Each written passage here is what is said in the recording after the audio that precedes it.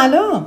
غذای امروز ما خورش آلو با مرغه. یک غذای بی نهایت خوشمزه که خیلی سریع آماده میشه و بسیار آسونه. لایک و سابسکرایب یادتون نره. نظرات و کامنتاتون هم برای ما بفرستین. برای این خورش خوشمزه امروزمون به مقداری آلو نیاز داریم. آلوی بخارا که من شستم و خیسشون کردم. حدوداً 2 ساعت اینها باید خیس بخورن و بعد آبشون رو خالی میکنیم. مقدار آلو هم بستگی به سلیقه و ذائقه خودتون داره. اگه آلو خیلی دوست دارین تعداد بیشتری بریزین. 1 پیاز بزرگ رو من ریز خرد کردم. 2 قاشق رب گوجه فرنگی احتیاج داریم. مقدار رون مرغ رو من به قطعات نه خیلی کوچک و نه خیلی بزرگ خرد کردم. شما میتونید از سینه یا رون و سینه مخلوط هم استفاده کنید.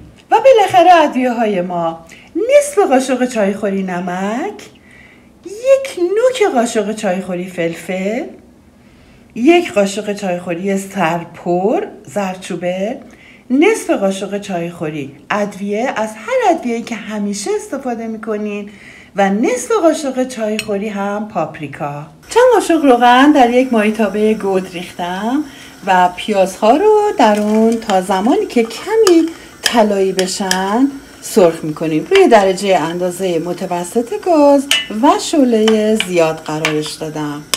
بعد از حدوداً 10 دقیقه پیازهای ما کم کم طلایی و برشته دارن میشن. در اینجا رب رو اضافه میکنم و همینطور ادویه ها و نمک رو و حدوداً 5 دقیقه دیگه هم اینها رو با هم تفت میدم. بعد از 4-5 دقیقه مرغ ها رو اضافه میکنم و 5 دقیقه دیگه هم اونها رو همراه با پیاز و رب و ادویه تفت میدم. 4-5 دقیقه است که من مرغ ها رو دارم هم میزنم و تفتشون میدم. همونطور که میبینین از حالت خامی در اومدن و رنگ سفید دارن. این دیگه کافیه. در اینجا 2 لیوان آب اضافه میکنم و در مایتابه رو میبندم و درجه رو میذارم روی متوسط. حدوداً 1 ربع طول میکشه تا اینها تقریباً پخته بشن. من به شما نشون میدم. تقریباً 15 دقیقه است که مرغای ما روی درجه متوسط در حال پختن هستن. به به چه بویی. در اینجا آلوها رو که 2 ساعت خیس خوردن و آبشون رو من خالی کردم به خورش اضافه میکنیم. دوباره در مایتابه رو میبندیم. 15 دقیقه دیگه غذای ما حاضره. 15 دقیقه دیگه هم گذشت. خورش ما دیگه آماده شده. مرغ‌ها همه پختن.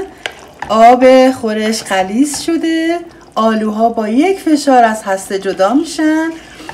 در اینجا میتونین شما با کمی چشیدن خورش اگه دوست داشتین کمی آب لیمو ترش یا نمک به اون اضافه کنین. ما دیگه گاز رو خاموش میکنیم و در ظرف میکشیم. این هم از خورش آلوی ما که بی نهایت سریع آماده میشه و بسیار خوشمزه است. نظرات و کامنتاتون رو برای ما بفرستین و لایک و سابسکرایب هم یادتون نره تا غذای بعدی.